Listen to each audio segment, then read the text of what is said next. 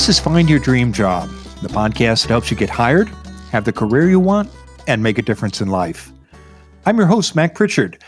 I'm also the founder of Mac's List. It's a job board in the Pacific Northwest that helps you find a fulfilling career. One of the best ways to get good at job hunting is to talk to people who do it well. That's why once a month, I interview a Mac's List reader who found a job they love. Our guest today is Kelly Anderson. She's the Director of Human Resources for Rebound Orthopedics and Neurosurgery. It's a group medical practice that operates 9 clinics in Oregon and Washington. Kelly Anderson believes in following her instincts.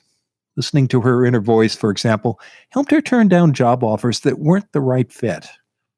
In a story you can find on the Mac's List website, Kelly also says the help she received from others, especially family, friends, and a resume writer, made a big difference in her job search.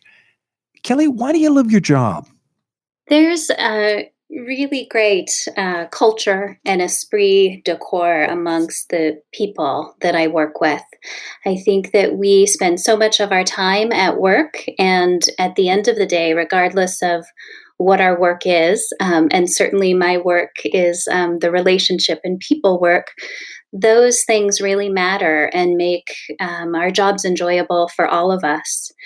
I also feel really strongly about being in organizations that align with my values, which is why I've spent a lot of time in healthcare. And so there's are some great things that we're doing for the community and for our patients, and just some really fabulous physicians, I think, are really dedicated to patient care, and it makes it very easy to carry the water in terms of talking about what they do in the community and really attracting people to want to be a part of our organization. You mentioned how important it is to you to work at a place that reflects your values. And I know your last job, Kelly, was at Outside In. It's a terrific social service agency here in Portland. And you were there for 15 years. And that's a big investment of time. Was it hard to leave a job after being there for so long?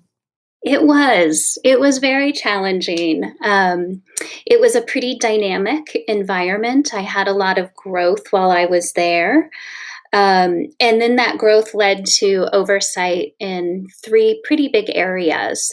So it's a fabulous organization. I think that even more today, it's very important that we have organizations in our community that are about justice for marginalized people. But it was very difficult to leave that job after that long. And I would say that was probably the hardest part of my transition, was to make the decision to look at those 3 kind of large areas that I had in terms of all of the marketing and communications and public relations, the fund development, and then the human resources function, and make a clear decision about what I wanted my next step to be. So that was certainly challenging. It worked out. It worked out, and I think I made the right choice. But it certainly was tough. Let's talk more about that. How did you go through that process? Here you were in a position where you were responsible for 3 areas, as you mentioned: communications, fundraising, and human resources. And in your current position, you focus on human resources. How did you decide to double down on human resources and leave those other 2 areas behind? Yeah, great question. It's, people work, HR work is very dynamic. Um, there is not one day that ever looks the same. And I have a deep value that the people that are a part of an organization are really what makes the organization successful. And at the same time, you get to apply a lot of strategy and have a seat at the table for your organization's strategic decisions, directions, plans, and goals, and figure out with creativity, as well as a fair amount of compliance, how you weave that all together to do the right thing for the organization, and to do the right thing for the people at that organization. So I think there's a lot of challenge. It's never something that's dull, and I think it's a high reward career. And what steps did you take to figure that out? I assume you must have gone through a process where you looked at those three areas and you decided, this is where I want to go. What kind of questions did you ask yourself, or people did you talk to, or what else might you have done? Yeah. I think it can't be understated if anybody is considering a change, how important it is to bounce those thoughts, and in any moments that you have where you might be feeling vulnerable or unsure of your qualifications or your career, to bounce those ideas off of your friends and your family. That support for me certainly was very validating, and I would just highly recommend everybody have that support system during their search. And again, I want to just touch on that, the investment of time at your last position. How did you know after 15 years it was the right time to move on rather than try to move up inside the organization? Yeah, I'd really hit a limit for how far I could go. And I think that so many things that happen in our personal lives also play out in our professional lives. It it's something that I would not do again, stay at one organization for that long. I had the opportunity to really grow and thrive and develop in my career there.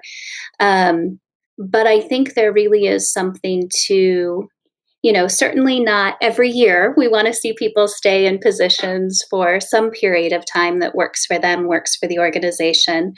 But it was time to move on. And in my personal life, our oldest daughter was headed to college, and it was looking more and more like she was going to be on the East Coast and not local.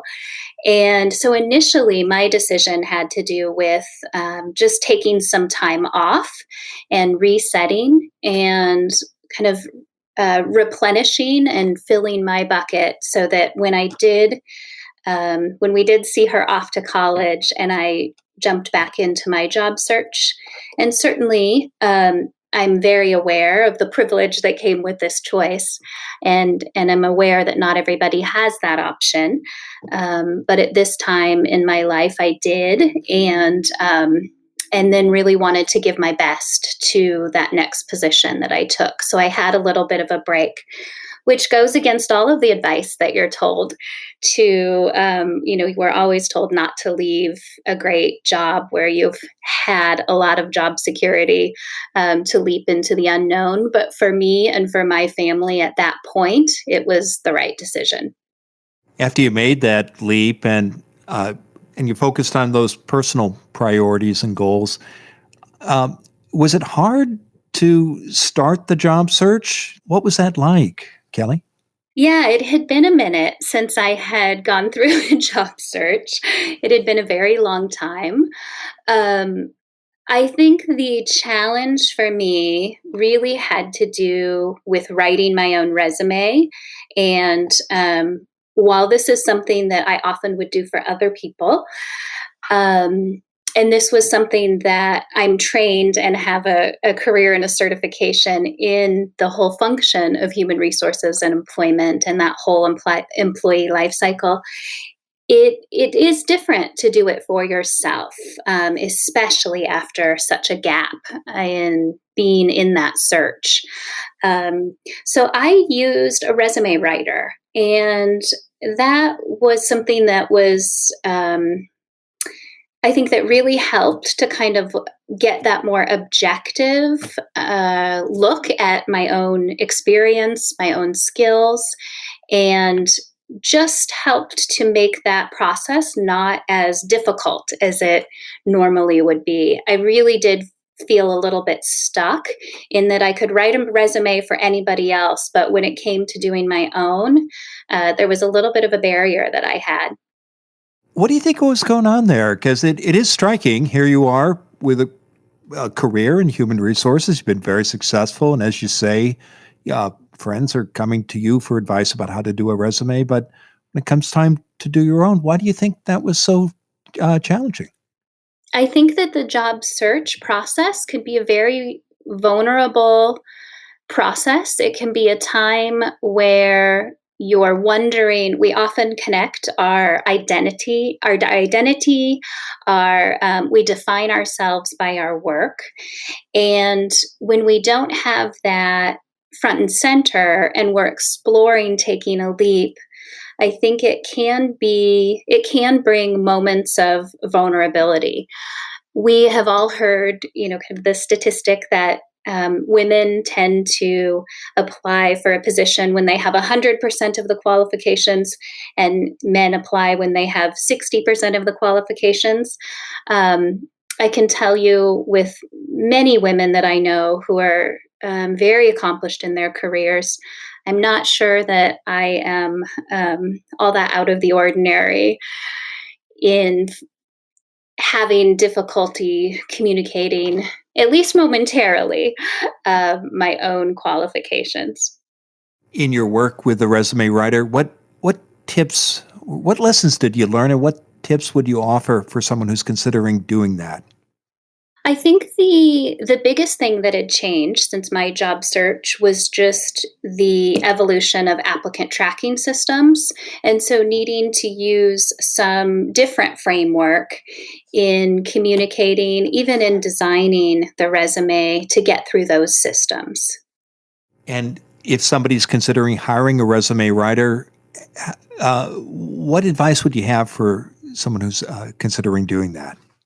I think it certainly there is a big lift that you still have to do. You may not be putting your resume together, but you're meeting with this person. You're committing to, some time to share your background with them. You're also doing quite a bit of writing and quite a bit of soul searching in terms of if you are looking to make a shift into a career that for me I had three within one and was moving into one targeted career.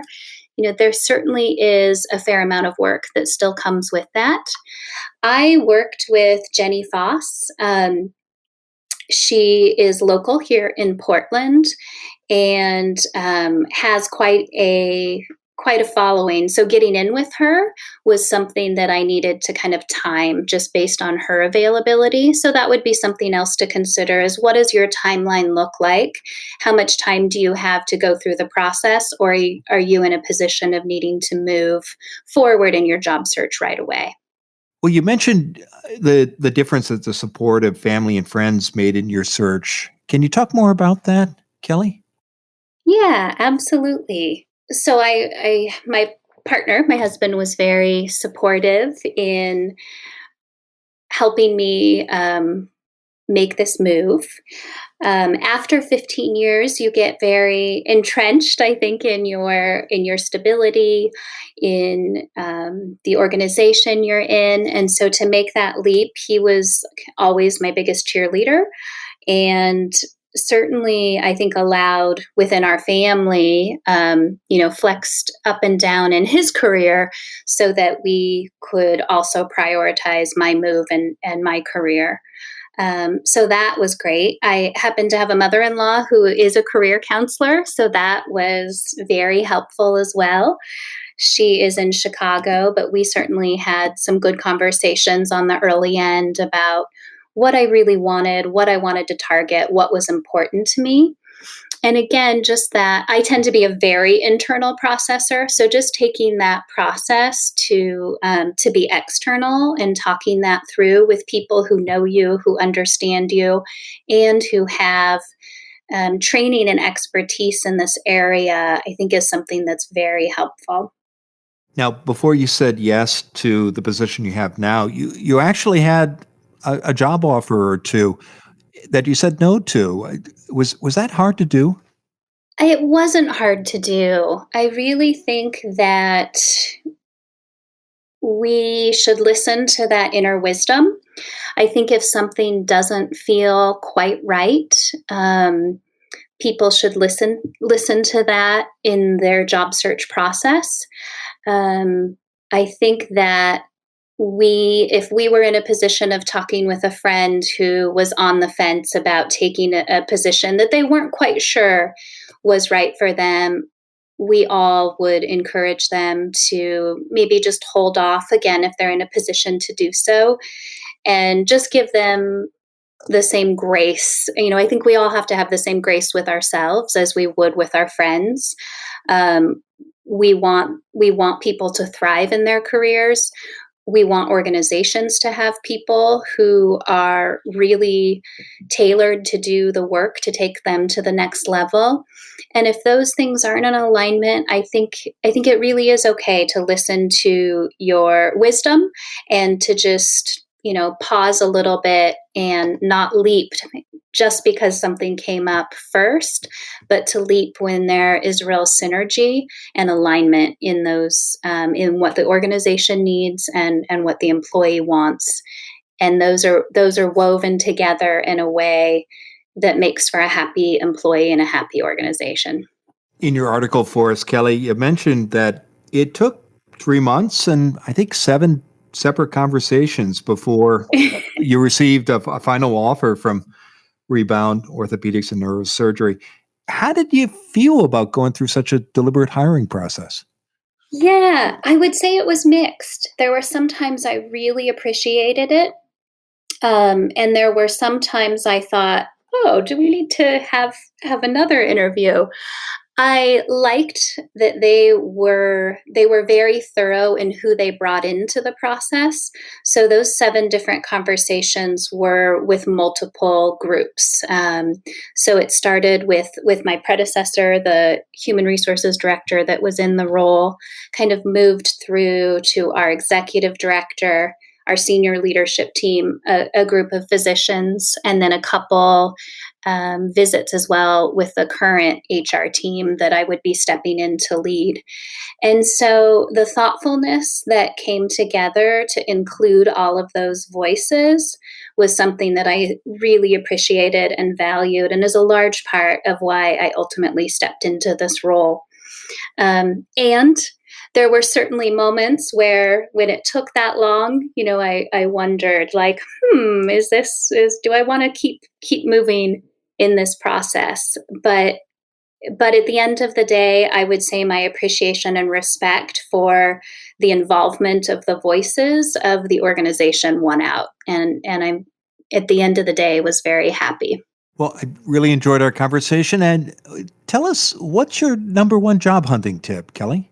I would say have grace and kindness with yourself. And to the degree that you can, don't take any rejections personally. Having been on the other side of having managed and led the job search function, there are so many times when the reason you may not be offered a job really has nothing to do with you or your qualifications.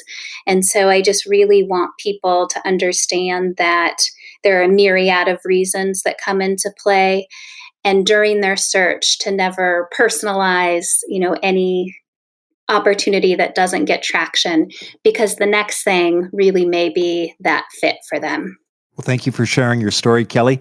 To learn more about Kelly Anderson's job search, visit maxlist.org/stories and check out the MaxList website for dozens of other success stories.